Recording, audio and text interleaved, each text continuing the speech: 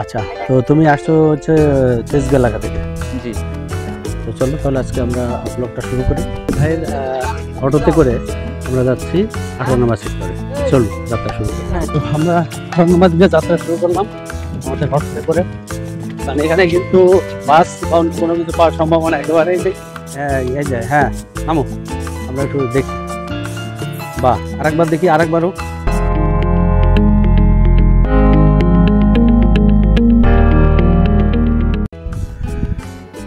পথে পথে সবার সাথে চ্যানেলের আরও একটি নতুন ব্লগে আপনাদের স্বাগত জানাচ্ছি। তো আমি আজকে এই মুহূর্তে রয়েছি ক্যান্টনমেন্ট এলাকায়। তো এখান থেকে আমি চলে যাব বিভিন্ন জায়গাতে, বিশেষ করে আপনার রাজকোত্তরার যে হাউজিং প্রজেক্ট রয়েছে সেখান থেকে দিয়াবাড়ি, এবং এরপরে চলে যাব এয়ারপোর্ট। তো আজকে আবার আপনাদের ভিউটা একটু দেখাই। আমার পিছনে দেখতে পাচ্ছেন সেই ক্যান্টনমেন্ট এলাকা। এই এলাকাটি এখনও কিন্তু প্লট তৈরি করা হয়েছে, কিন্তু মানুষ বসবাস এইভাবে হয়নি। আর আমার পিছনে এখানে কিন্তু অনেক বিল্ডিং তৈরি হয়ে গেছে ইতিমধ্যে। তো আমার একজন ভক্ত, আমাদের একজন সাবস্ক্রাইবার, উনি আসবে। তো আমার সাথে কথা হয়েছে। তো আমি সামনে যাচ্ছি, সে আসলে তাকে নিয়ে আমরা চলে যাব বিভিন্ন জায়গায়। চলুন আমি সামনে যে একটু দেখি যে সে আসছে কিনা। তো আমার সামনে একটা বাঁশের সাঁকো, দেখি সে আসছে কিনা একটু দেখি।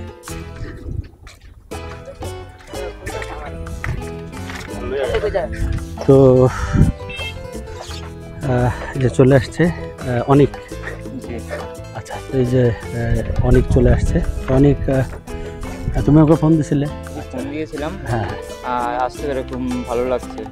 আচ্ছা, তো তুমি আসছো হচ্ছে তেজগাঁ এলাকা থেকে। জি। তো চলো তাহলে আজকে আমরা ব্লগটা শুরু করি। আর আজকে তোমাকে নিয়ে আমি একটু ঘুরতে যাবো বিভিন্ন জায়গাতে, তোমার তো কোনো সমস্যা নেই। তো চলো তাহলে আজকে ব্লগটা আমরা শুরু করি। চলো আমরা সামনে যাচ্ছি। আর একটু দেখাই আপনাদের যে আমি যে জায়গাটি যাচ্ছি এটা কিন্তু দেখতে পাচ্ছেন বাঁশের সামনে। তো ঢাকা শহরে এই যে দেখতে পাচ্ছেন এটা হচ্ছে পাশের একটি সাঁকো, আর এখানে একটা নদী আছে। তো এইটা সাধারণত পাওয়া যায় না ঢাকা শহরের পাশের সাথে, এখানে কিন্তু আছে। এখানে আসলে এখানে খালপাড় থেকে শুরু করে বিভিন্ন জায়গায় যেতে পারবেন। তো আমরা একটু কথা বলে তারপর একটু যাই, দেখি কত টাকা একটু ভাড়া, আমরা একটু কথা বলবো। আমরা এই 18 নম্বর সেক্টরে যাবো। তো এই যে আমাদের ভাই আছে, দেখি একটু দেখাই ভাইকে। কি নাম ভাই? মাহমুদুল হাসান। তো পথে পথে সবার সাথে চ্যানেলে এই ভাইয়ের সাথে কিন্তু দেখা গেল পথে পথে। তো ভাই কি বাসা এখানে? হ্যাঁ, বাসায় দেখি। তো তাহলে ভাইয়ের অটোতে করে আমরা যাচ্ছি 18 নম্বর সেক্টরে। চলুন যাত্রা শুরু করি। হ্যাঁ, তো আমরা 18 নম্বর দিকে যাত্রা শুরু করলাম আমাদের অটোতে করে। কারণ এখানে কিন্তু বাস বা অন্য কোনো কিছু পাওয়ার সম্ভাবনা একেবারেই নেই। আপনারা যা আসবেন তারা কিন্তু এই অটোতে করে যেতে হবে। তো এখান থেকে খালপাড় থেকে শুরু করে আপনি বিভিন্ন জায়গায় যেতে পারবেন। আমরা আর অনেক যাত্রা শুরু করেছি নাকি অনেক। তো এই জায়গাটায় আমি এর আগে আসছিলাম একবার। এখানে কিন্তু এত বিল্ডিং তখন তৈরি হয় নাই, এখন কিন্তু বিল্ডিং তৈরি হয়ে গেছে, আরো বিল্ডিং হবে।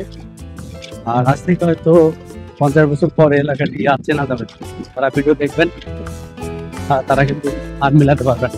এই জায়গাটি টোটাল বিল্ডিং হয়ে যাবে, আধুনিক শহরের মতো হয়ে যাবে। তো চলুন সামনের দিকে যাই। আমি আর অনেক অটোতে করে রওনা দিয়েছি 18 নম্বর সেক্টরের উদ্দেশ্যে। পাশে দেখতে পাচ্ছেন মনোরম কাশফুলের গাছ। এই গাছগুলো কিন্তু আর 2 মাস পরে অর্থাৎ শরৎকালে কিন্তু ফুলে ফুলে ভরে উঠবে। এখন আমরা রাজকোত্তরা প্রকল্পের ঠিক পাশ দিয়ে আমরা কিন্তু যাচ্ছি। এই যে সামনে যে বিল্ডিংটি দেখতে পাচ্ছেন এটা হচ্ছে বিজিএমইএ ভবন। এই বিজিএমইএ ভবন থেকে আমরা বাম দিকে মোড় নিলাম। তো এখানে আসলে আপনাদের প্রাকৃতিক দৃশ্য দেখে কিন্তু মন জুড়িয়ে যাবে। অত্যন্ত দৃষ্টিনন্দন এবং চমৎকার পরিবেশ। আমরা চলেছি সামনের দিকে। এটি হচ্ছে মেট্রো রেলের উত্তরা দক্ষিণ অর্থাৎ উত্তরা সাউথ স্টেশন। তো এর নিচ দিয়ে কিন্তু আমরা চলে যাচ্ছি সামনের দিকে।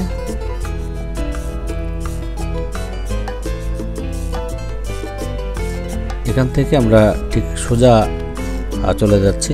বাম দিকে কিন্তু প্রচুর লেক রয়েছে, আর এখানে কিন্তু বিভিন্ন রকমের গাছপালার নার্সারি আপনারা কিন্তু পেয়ে যাবেন। দেখতে পাচ্ছেন এখানে চমৎকার লেক। আর আমরা যে ব্রিজটি পার হচ্ছে এটা হচ্ছে দেয়াবাড়ি ব্রিজ, আর যে নদীটা নিচে এটা হচ্ছে তুরাগ নদীর একটি শাখা।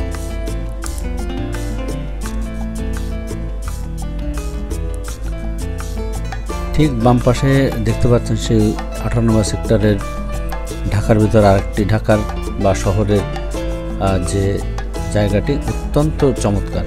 এই বাম পাশে কিন্তু এখানে কায়াকিং করা যায়, একটা লেক। এখানে আসলে কিন্তু সত্যি আপনারা মুগ্ধ হবেন।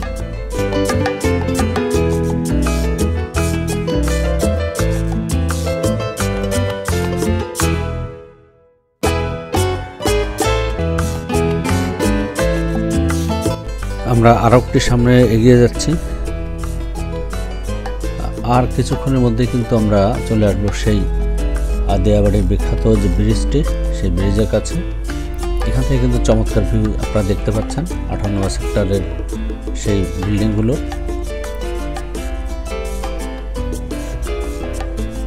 আর আপনাদের ইতিহাসটা আমি জানাবো একটু পরেই, ইতিহাস জানাবো যেখানে এই বিল্ডিং কতটা বিল্ডিং, প্রত্যেকটি কত তলা এবং কতগুলো ফ্ল্যাট রয়েছে আমি জানাবো সব কিছু।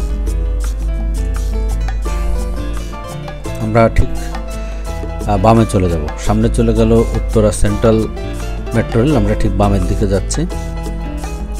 এখানেও কিন্তু বাম পাশে অনেকগুলো দোকান রয়েছে, আর ডান পাশে কিন্তু সব নার্সারি আপনারা দেখতে পাচ্ছেন। এখানে চমৎকার নার্সারি, এখানে আসলে কিন্তু বিভিন্ন রকমের গাছপালা কিন্তু আপনারা সংগ্রহ করতে পারবেন। আর ভিউটা একবার দেখুন,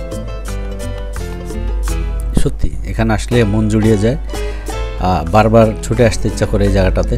শহরের কোলাহল নেই, নেই কোনো ব্যস্ততা, কোনো বায়ু দূষণ নেই, শব্দ দূষণ নেই, শুধু অনাবিল আনন্দ। চমৎকার।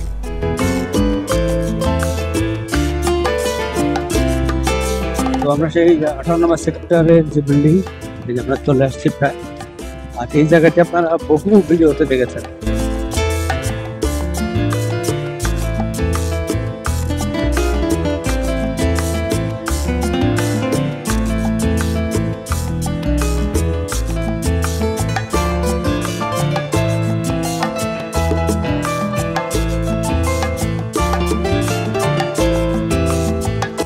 এই জায়গাটি আপনারা অনেক ভিডিওতে দেখেছেন। আর এখানে আসতে গেলে এই নদীটি পার হতে হবে, এই সেতুটি পার হতে হবে, ব্রিজটি পার হতে হবে। ঠিক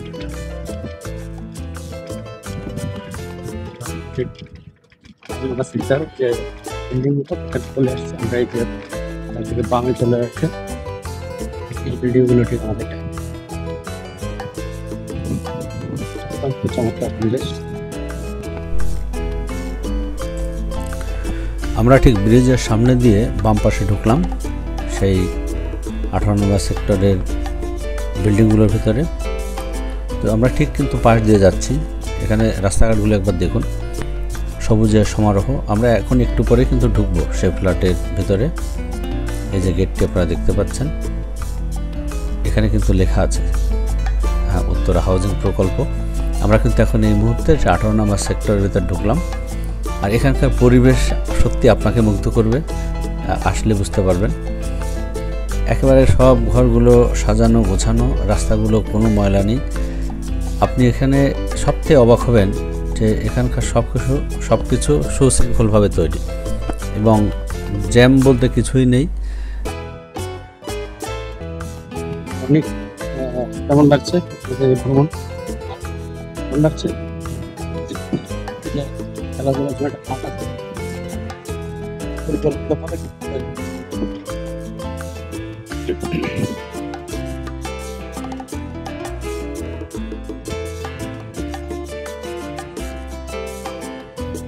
যারা আসেননি তারা কিন্তু একটু বেড়াতে আসবেন।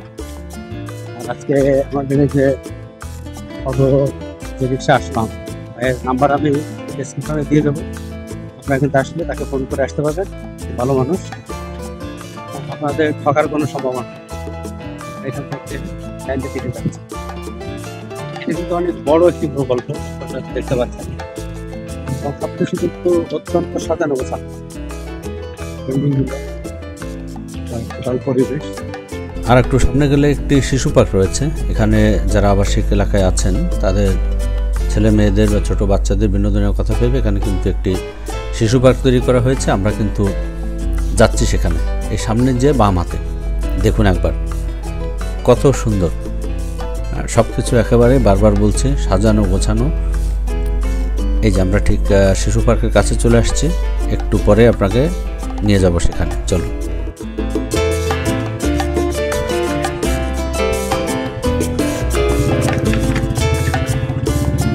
এটা হচ্ছে শহরের মধ্যে আর একটি শহর। দেখাই আপনাদের, দেখেন এটা মনে হচ্ছে যে একটা পার্ক, যে বাচ্চারা খেলছে এখানে যারা থাকে ওনাদের একটা পার্ক। এটা পার্ক না, আমরা দেখাচ্ছি আপনাদের পরে সব। এখানে দেখুন এই যে রাজপুত্রা অ্যাপার্টমেন্ট প্রকল্প ব্লক এ, এখানে যারা আসবেন তাদের এই শিশু পার্কের একটা নির্দেশনা বলে আছে যে বিকাল 3টা থেকে রাত 9টা পর্যন্ত মুক্ত থাকবে। এখানে সবাই ঢুকতে পারবে।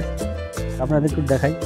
আর আমাদের সাথে ভাই আছে, হ্যাঁ ভাই খুব ভালো মানুষ, তো আমি ভাইয়ের নাম্বারটা দিয়ে দেবো, আমরা একটু ঢুকি। আসো, এই যে আমাদের এখানে লেখা আছে শিশু পার্ক রাজপুত্র অ্যাপার্টমেন্ট প্রকল্প ব্লকে সেক্টর 18 উত্তর ঢাকা। এখানে কিন্তু বসার জায়গা আছে। আর এই যে বিল্ডিংগুলো আমরা দেখতে পাচ্ছি, যে এই বিল্ডিংগুলো যারা আছে তারা কিন্তু এখানে আসতে পারে, হ্যাঁ, এসে কিন্তু এখানে বিভিন্ন রকম যে আনন্দ ফুর্তি তারা করতে পারবে, বেড়াতে পারবে। আসলে ঢাকায় যারা আমরা থাকি তাদের কিন্তু বেড়ানোর মতো জায়গা খুব কম, হ্যাঁ, তো সেই জায়গাগুলো কিন্তু তারা পায় না। এখানে আসলে কিন্তু সেই সমস্যাটি নেই। হ্যাঁ, এখানে দেখতে পাচ্ছি যে হ্যাঁ এই যায়, হ্যাঁ নামো, আমরা একটু দেখি। বাহ, আরেকবার দেখি, আরেকবার হোক, আরেকবার হবে না? এই যে ছোট বাবু আসছে এখানে। ভাই বাসা কি এখানে? আচ্ছা, এখানে কি প্রতিদিন আসেন? সপ্তাহে 1-2 দিন আসেন। তো এখানে কিন্তু এই রাইডারগুলো এখানে আছে। এখানে যে এক ভাইও আছে এখানে। আচ্ছা, তো না নিয়ে যাব না, থাকো।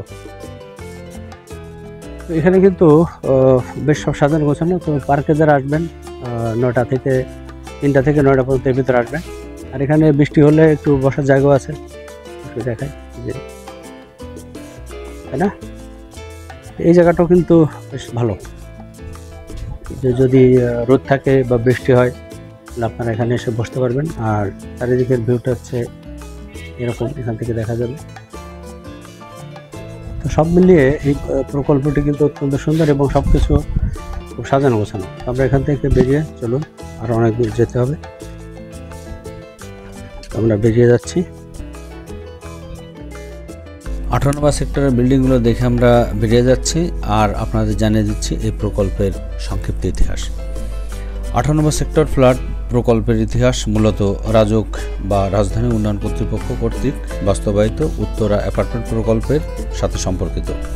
এই প্রকল্পটি মধ্যবিত্ত এবং নিম্ন মধ্যবিত্তদের জন্য আধুনিক আবাসন সুবিধা প্রদানের উদ্দেশ্যে নেওয়া হয়েছিল।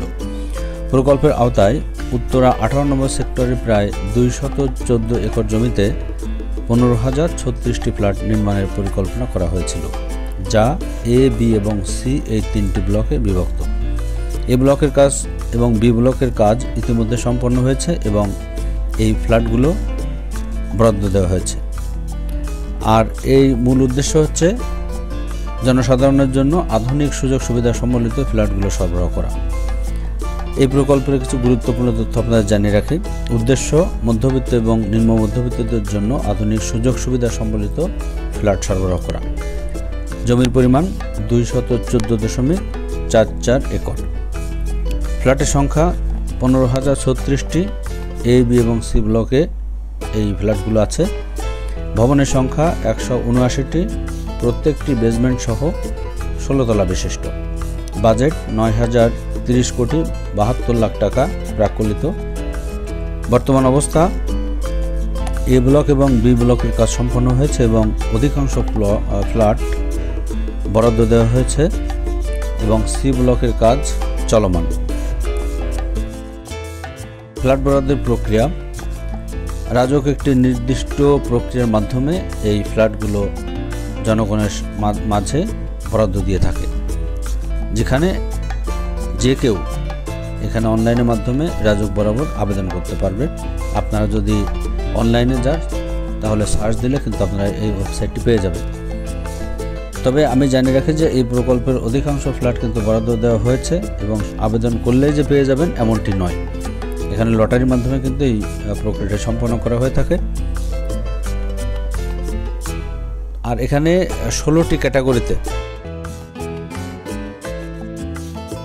ফ্ল্যাটগুলো বরাদ্দ দেওয়া হয়ে থাকে। এখানে অবসরপ্রাপ্ত কর্মকর্তা, সেনাবাহিনী বা অন্যান্য যে সকল চাকরিজীবী, মাধ্যমিক, বেসরকারি শিক্ষকরা কিন্তু আবেদন করতে পারবেন। এরকম 16টি ক্যাটাগরিতে আপনারা এখানে আবেদন করবেন। তো এই প্রকল্পের মাধ্যমে উত্তর এলাকায় আবাসন সংকট কিছুটা হলেও লাঘব হবে বলে আশা করছে। তাহলে আজকে ব্লগটা আমরা এখনই শেষ করছি। ব্লগটি কেমন লাগলো আপনারা অবশ্যই জানাবেন, আর আমাদের যে লাইক, কমেন্ট, শেয়ার করে আমাদের চ্যানেলটি সবাইকে দেখার সুযোগ করে দেবেন। আর আমাদের চ্যানেলটি অবশ্যই সাবস্ক্রাইব করবেন। আর সাবস্ক্রাইব করার সময় বেল বাটনটি অবশ্যই প্রেস করে রাখবেন, যাতে করে কোনো ভিডিও দেওয়ার সাথে সাথে ইনস্ট্যান্ট নোটিফিকেশন আপনারা পেয়ে যাবেন। সবাই কথা সবার সাথে চ্যানেলের সাথে থাকবেন। ধন্যবাদ।